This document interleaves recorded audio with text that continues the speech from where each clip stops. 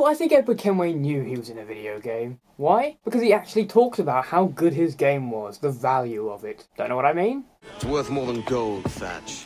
10,000 times above what we could pull off any Spanish ship.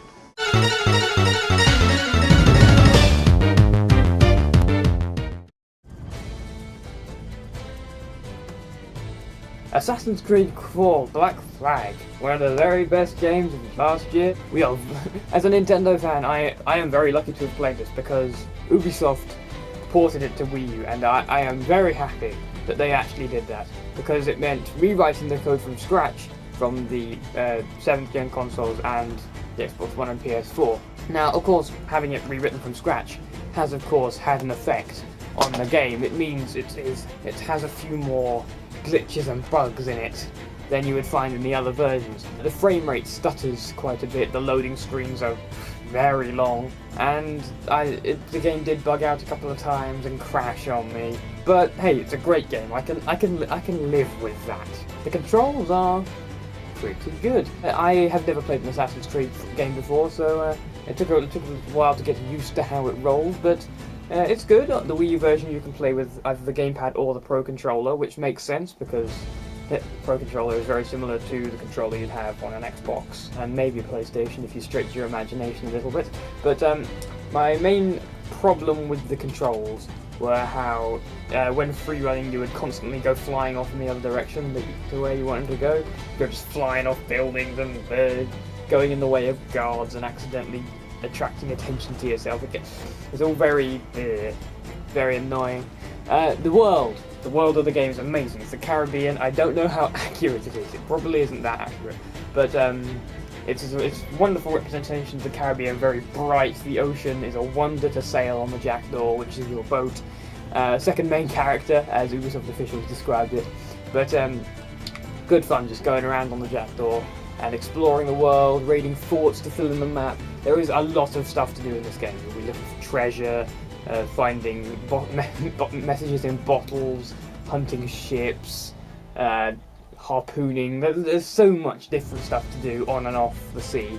Like on land, there's lots of stuff to do. There is a small problem with the world, though. I find that you are only wanted out at sea.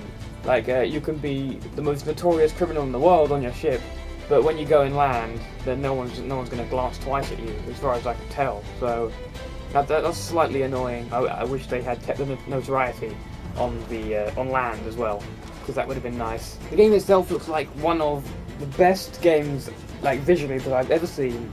As far as going for the realistic art style goes, it looks realistic, but it's also bright, vibrant, colourful. It's like Wind Waker, but a more realistic version, both in gameplay and visual, because there are actually a lot of parallels between the games.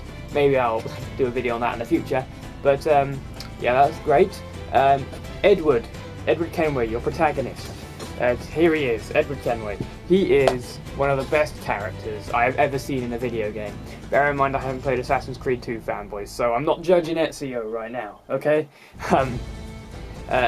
Yes, this is my first Assassin's Creed game, so let's go for Edward Kenway. He's got the humour, he's got the badassery, he's just all around a great character, and when you see him, you will understand what I mean. The story of the game is very unique among the series, because normally how it goes is, as far as I know, is you are a person and you meet an old man who trains you as an assassin.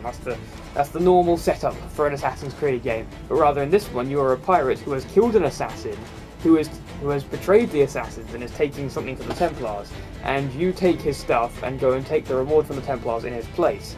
So and you officially aren't an assassin by definition until the very last sequence of the game, which annoys some people, but I'm fine with it, because he still plays like an assassin, and the game, I still have a whale of a time acting like an assassin, even if I'm not officially an assassin. Assassin's Creed 4 is without a doubt my game of the year of last year, of the ones that I've played, and of course that means the game could not be anything but legendary. So here's the hoping the Wii U gets AC5. So I'm now introducing a new thing called Question of the Vid, where on this channel I will, after each review and things, ask a question to do with the game I've been talking about, and you guys down in the comments have to debate it out. And the topic of today's Question of the Vid is Ezio or Edward? which is the best protagonist? Let me know down below, because I always like to know what you think. But in the meantime, I've been Ludus Defectishow, you've been amazing, and I'll see you next time for whatever I review next.